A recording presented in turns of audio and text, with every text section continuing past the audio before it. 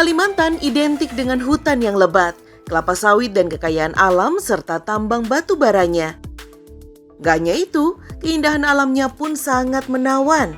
Nah, kali ini jalan-jalan yuk ke daerah Berau, tepatnya di Pulau Derawan yang mempesona. Untuk sampai ke Pulau Derawan dapat ditempuh dengan menggunakan speedboat dari dermaga Tanjung Batu.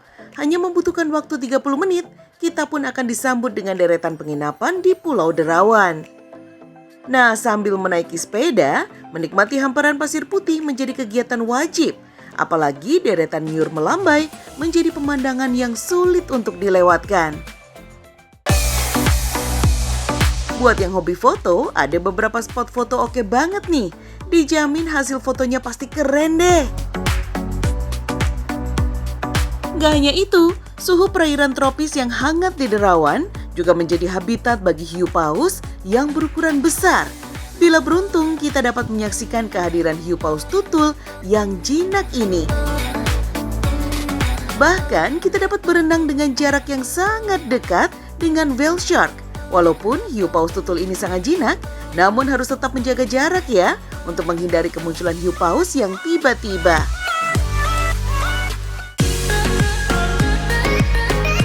Selain Pulau Derawan, ada lokasi wisata yang gak kalah menariknya, yaitu Danau Kakaban. Di sini, wisatawan dapat melakukan kegiatan berenang dan snorkeling untuk melihat ubur-ubur yang tidak menyengat. Melalui proses evolusi yang terjadi selama jutaan tahun, membuat ubur-ubur Danau Kakaban tidak memiliki sengat atau stingless. Bagi wisatawan yang berenang di sini dianjurkan untuk berhati-hati dan hanya diperbolehkan memakai Google saja ya, agar tidak merusak ubur-ubur Danau Kakaban yang sangat sensitif, serta menjaga kelangsungan hidupnya di Danau Kakaban.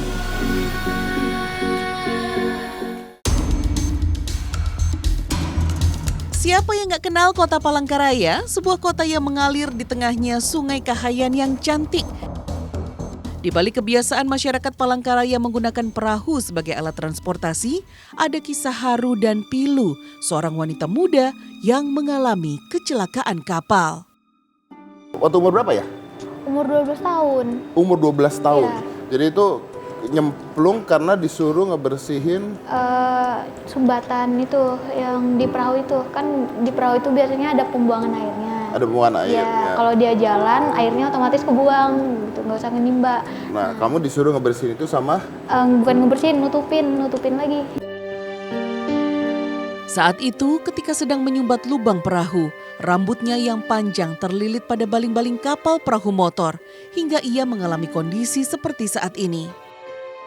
Terus rambut aku panjang karena nggak pernah dipotong gitu dari kecil sampai umurku SMP 12 tahun. Jadi panjang banget gitu sampai lewat dari pinggang rambutnya gitu.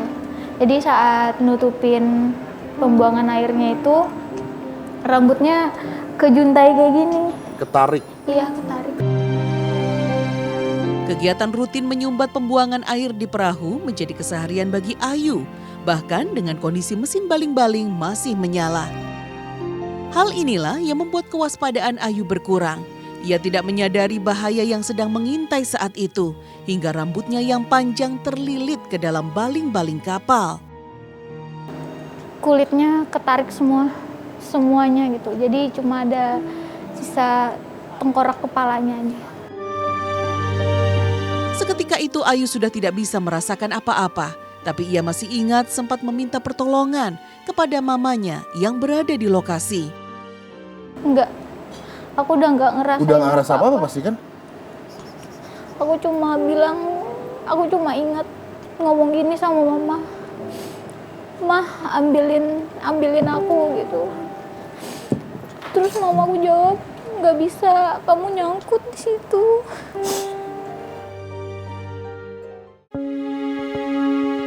Ibunda Ayu menyaksikan langsung ketika kakak Ayu menarik gas baling-baling mesin kapal. Padahal saat itu Ayu masih berada di bagian belakang. Ia pun berteriak. Aduh, mati adik kamu, bilang aku. Sangkut rambutnya di pelotok, di perahu. Di perahu. Mati, bilang aku. Dalam keadaan tidak sadarkan diri dan kondisi kepala yang terkelupas, Ayu dibawa menyeberangi sungai untuk menjalani pengobatan. Karena rumah sakit di tempatku itu maksanya buat operasi di situ, sedangkan alat mereka di sana tuh Kurang. iya, di Banjarmasin aja, kota Banjarmasin aja, rumah sakitnya aja alatnya juga nggak ada.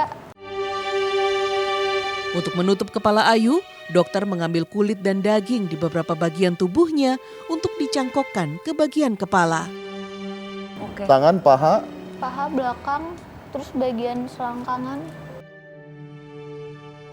Hingga ketika Ayu sudah boleh pulang, Ibunda Ayu menutup jendela yang terdapat kaca dengan tirai agar Ayu tidak dapat melihat kondisi wajahnya. Saat pulang udah sekitar 2 minggu, itu nggak sengaja sih kena kain di kaca itu tuh kayak lepas dikit gitu. Jadi aku noleh gini kan. Aku lama diam gitu natapin muka aku. Yang dulunya normal seperti orang-orang. Kok kayak gini gitu. Di usianya yang saat itu baru 12 tahun, ia harus menghadapi kenyataan pahit dan bertahan dari perlakuan teman seusianya. Bahkan pernah waktu aku baru keluar dari rumah sakit, tetangga sebelahku tuh anaknya masih SD. Takut banget. Pokoknya kalau ngelihat aku dia teriak. Pokoknya ngumpet, takut. Aku kadang kalau dia lewat sekolah kan mamanya bilang, "Yuk masuk rumah dulu, jangan keluar. Dia takut sama kamu." Aku sering bilang kayak, "Jangan takut. Aku tuh mau juga main sama kamu." Tak salah jika pepatah mengatakan, kasih ibu sepanjang masa.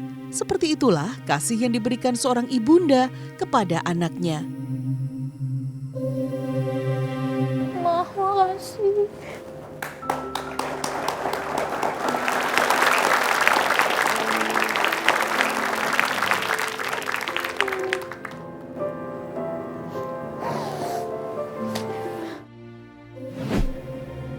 Tidak hanya kehadiran seorang ibunda, kini kebahagiaan Ayu semakin lengkap dengan kehadiran cinta sejati di sisinya. Pada 18 Januari 2020, Ayu menikah dengan Yana Yulio Ardianto, lelaki berusia 24 tahun asal kota Semarang. Keduanya berkenalan lewat games online hingga akhirnya bisa bertemu secara langsung. Aku pertama memang bilang sama dia bahwa aku tuh nggak pernah tertarik yang namanya cinta. Udah nggak mau yang namanya pacaran. Pokoknya pengennya berteman aja gitu. Karena trauma itu gitu. Tapi dia selalu bilang nanti aku buktiin bahwa nggak semua laki-laki itu sama. Gitu. Hingga hubungan mereka berjalan selama 3 bulan, baru Ayu mempunyai keyakinan untuk menjalin kisah kasihnya bersama Yana. Aku juga didorong sama Mas Yana, kamu harus jadi diri kamu sendiri. Maksudnya kamu nggak usah menutupi yang sebenarnya kamu ya seperti ini ya. Kamu jadi diri kamu aja, nggak harus kamu jadi orang lain menutup-nutupi dirimu. Makanya dari situ aku belajar buat percaya diri. Walaupun Ayu punya fisik yang tidak sempurna, namun cinta tulus Yana terhadap Ayu tidak dapat dibendung. Pasti shock. Pasti shock. Pertama kali shock. Orang tua saya shock, kakak saya shock, semua teman-teman shock. Maksudnya kamu orang yang seperti ya dalam arti kata normal itulah. Mendapat seorang Ayu yang mempunyai kekurangan, kamu bisa dapat yang lebih bagus. Tapi dalam aku sendiri pribadi bilangnya, Ayu ini sudah sempurna kok buat aku gitu. Bagi Yana dan Ayu, kesempurnaan bukanlah tolok ukur untuk menjadi bahagia. Namun kesempurnaan di dalam hati dan tubuhlah yang menjadi utama. Ayu ini sudah sakit fisiknya, jangan sakiti lagi hatinya. Kedua pasangan ini, Ayu dan Yana, berusaha saling melengkapi satu sama lain. Keduanya berharap dapat tetap langgeng dan saling menyayangi dan berharap segera memiliki momongan. Buat kedepannya sih pasti pengen dapat momongan gitu. Yang pasti nanti aku tunjukin ke anak aku ya emang aku seperti ini, tidak boleh takut, bahwa yang mungkin kelihatannya tidak berbeda dengan iya orang berbeda dari yang lain, sebenarnya hatinya juga Sama. bakal baik.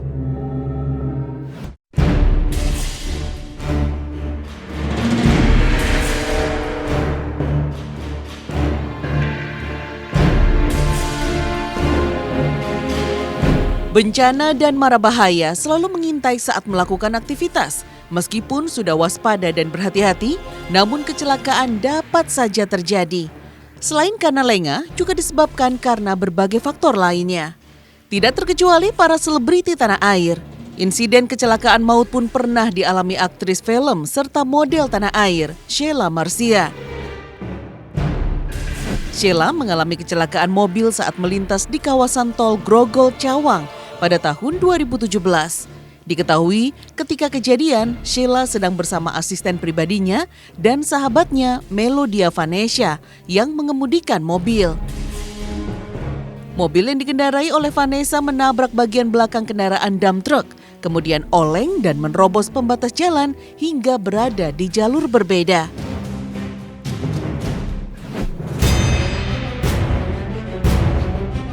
Diduga karena kondisi tubuh yang lelah dan mengantuk setelah melakukan kegiatan dari pagi hari, serta menghadiri sebuah acara ulang tahun seorang sahabat, menjadi penyebab kecelakaan itu terjadi. Sheila menuturkan pada saat kejadian ia hanya dapat mengingat ketika kendaraan yang ditumpanginya mulai oleng. Setelah itu, ia sudah tidak sadarkan diri. Cuma gambaran nabrak pembatas tol konkrit yang beton itu loh, yang kayak gini, yang ada merah-merahnya gitu. Udah kan lampu mobilnya kan kayak di film-film gitu Mas, yang benar kayak sorotan lampunya tuh kenceng banget.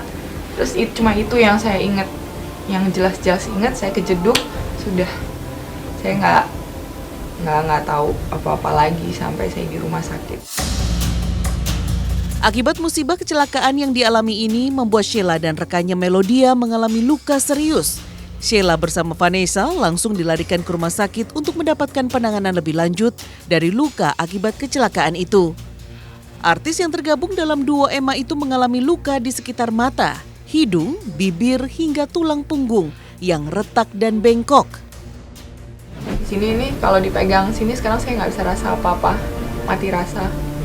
Terus di hidung sini ini ini kan kemarin dibilang robek, tapi saya coba untuk nggak jahit, kayaknya nggak ada masalah deh. Udah diemin aja. Kalau untuk dalamnya saya kurang ngerti, makanya saya mau cari second opinion. Kalau tulang punggung saya memang bengkok. Di luar dugaan, hanya berselang 1 minggu, kesehatan ibu dari 4 orang anak ini pun segera pulih. Kesembuhan Sheila ini tak lepas dari dukungan keluarga serta doa dari sang bunda, Maria Yosef. Dorongan semangat dari kerabat dan keinginan Sheila untuk segera sembuh menjadi pemicu untuk bangkit kembali. Sheila berusaha melawan sakitnya itu agar bisa beraktivitas kembali demi menghidupi dirinya dan anak-anaknya. Pasca kejadian beberapa waktu lalu, Sheila khawatir dengan keadaan sahabatnya Vanessa yang masih mengalami koma. Ia pun menyempatkan diri untuk menjenguk dan melihat kondisi Vanessa yang saat itu terbaring dan tidak sadarkan diri selama 20 hari. Sebenarnya itu yang membuat aku khawatir sih, karena kan pertama aku dengarnya 3 hari, terus habis 3 hari, 3 sampai 5 hari, sekarang udah 5 hari kok masih belum sadar gitu kan. Tapi memang kondisinya memang membaik sih gitu. Tubuh Vanessa sama sekali tidak merespon. Banyak alat yang dipasang untuk mempertahankan kehidupannya. Kondisi Vanessa yang sangat kritis ini menyebabkan kemungkinan hidup Vanessa sangat kecil. Namun Tuhan masih memberikan kesempatan kedua bagi Vanessa, sehingga sahabat dari Sheila Marcia ini pun berhasil selamat dari koma yang cukup lama. Pada saat itu aku nggak inget. Jadi kalau kalian tanya, Kak gimana sih rasanya? Nggak tahu. Gimana rasanya koma? Nggak tahu. Sakit itu kayak gimana? Nggak tahu. Karena Tuhan itu baik, jadi aku nggak dikasih ingat sakitnya. Setahun pasca kecelakaan tragis bersama Sheila Marcia, Vanessa harus kembali menjalani operasi untuk melepaskan pen yang masih terpasang dalam tubuhnya. Dokter anjurkan untuk pasang ini semua, untuk nyatuin dulu, sambung semua tulang-tulangnya. Dokter Daniel waktu itu bilang, dan juga karena ini di 5 tempat, kalau kita operasi 1 dokter itu bisa berapa jam? 1 sambungan itu kira-kira 3 jam, di 5 berarti 15 jam. Berarti Vanes di biusnya kelamaan terliwat lagi. Jadi kita pakai dokter dari RSCM. Hal yang mengejutkan adalah harga pengobatan Vanessa yang mencapai hingga 1 miliar rupiah. Ini disebabkan puluhan pen yang terpasang untuk menopang tubuh akibat tulangnya yang retak. Ini tuh pen yang kemarin dipasang ke tubuh Vanessa. Ini tuh ada 10 bagian. Karena yang dipasang buat Vanessa itu 10 tulang yang patah, disambung. Yang rekomendasiin ya pastinya dokter ortopedi ya, karena waktu itu kan ngelihat kondisi Vanes kan dia kan patahnya di 5 tempat, di pelvic semua tuh. Jadi dokter anjurkan untuk pasang ini semua, untuk nyatuin dulu, sambung semua tulang-tulangnya. Hal serupa juga terjadi pada Juliana Muchtar, penyanyi yang juga istri dari mendiang gitaris grup band Seventeen. Juliana mengalami kecelakaan mobil usai menghadiri acara pertemuan bersama teman-temannya. Ia mengungkapkan saat itu dirinya ingin mengambil sesuatu di dalam mobil. Namun ia tak sadar ada sebuah truk di depannya hingga mendadak ia menabrak truk itu. Di tol Cimanggis tuh tepatnya jam 1-an lah. Nah pas waktu itu aku nggak ngerasa ngantuk dan aku nggak ada pengaruh hal-hal negatif, mau alkohol mau apapun itu nggak. Aku kan mau ke jalur tengah, kan ke jalur lambat. Itu punya proses, aku ke tengah dulu terus aku ke jalur lambat gitu. Dan waktu mau ke jalur lambat itu aku lihat nggak ada apapun gitu. Aku lihat dari jauh tuh PD itu kayak nggak ada apapun gitu. Juliana sempat menunggu pertolongan selama 20 menit hingga pihak kepolisian dan pengelola tol datang menolong. Ibu dari 2 anak ini hanya mengalami memar dan bengkak di bagian kepala dan ia pun dirujuk ke rumah sakit terdekat.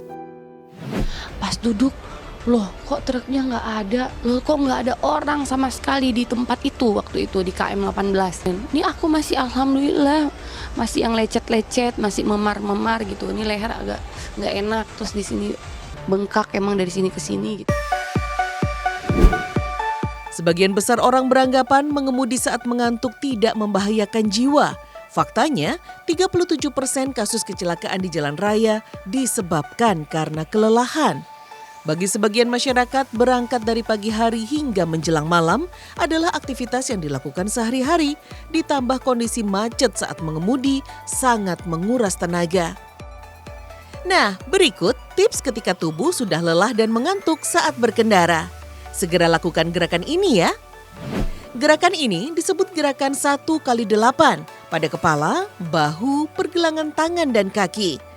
Rasa kantuk membuat syaraf motorik dan sensorik pada tubuh melemah, sehingga tidak fokus dan pengendalian diri berkurang. Ada 4 macam gerakan kepala dimulai dengan menolehkan kepala ke kanan dan ke kiri, mengarahkan kepala ke bahu kanan dan sebaliknya, menundukkan dan menengadahkan kepala, kemudian memutarkan kepala bergantian ke kanan dan ke kiri. Semua gerakan dilakukan dan tahan hingga hitungan ke-8. Rasa kantuk timbul akibat kurangnya aliran oksigen ke otak. Nah, gerakan ini bisa membantu peredaran dan aliran darah ke otak sehingga memberikan efek segar. Gerakan bahu memutar ke kiri dan ke kanan secara bersamaan, ke arah depan lalu ke arah belakang. Setelah itu, regangkan dan lakukan pelemasan pada kedua tangan. Gerakan ini membuat pergelangan tangan akan terhindar dari rasa pegal. Kemudian gerakan kaki, angkat pinggul sedikit dan tahan hingga hitungan ke-8. Jangan lupa atur pernafasan, karena kunci dari mengembalikan kesegaran tubuh adalah proses masuknya udara ke dalam tubuh. Tarik nafas hingga rusuk dan perut mengembang tanpa membuat dada naik. Lalu hembuskan udara perlahan lewat mulut. Setelah itu buat gerakan jinjit di ujung kaki. Supaya tubuh menjadi lebih fit, konsumsi buah-buahan agar tubuh Anda kembali segar.